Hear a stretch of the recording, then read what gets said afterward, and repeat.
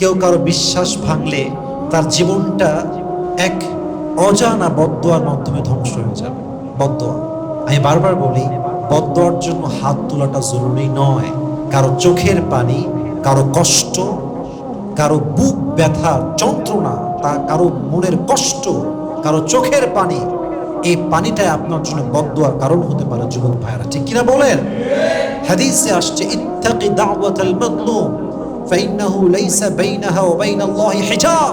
তোমরা মাজলুমের বদদোয়াকে ভয় করো, কারণ আল্লাহ তাআলার হাবিব বলেছেন, মাজলুম এবং রবের যেই দোয়ার ফরিদের যেই জায়গাটা আছে বিশাল বড়, আল্লাহর কাছে যাবে, এর মাঝে কোনো দেওয়াল নাই, কোনো হিজাব নাই। অতএব কারো ভেতরে চাপা যন্ত্রণা, কষ্ট, এই জুলুমটাই আপনার জন্য বদদোয়ার কারণ হতে পারে, ঠিক কিনা বলে? আর জীবন নষ্ট হওয়ার জন্য 1000 বদদোয়া লাগে না। মাঝে মাঝে একটা মানুষের চাপা কান্নার বদদোয়া আপনার জীবনটাকে ধূলিসাৎ করতে পারে, ঠিক কিনা বলেন? অতএব যুবক ভাইরা, মাথায় রাখবেন, জীবনে যাই করি আমরা তাই করি, কারণ বিশ্বাস নিয়ে আমরা খেলবো না। রাজি আছেন তো ইনশাআল্লাহ?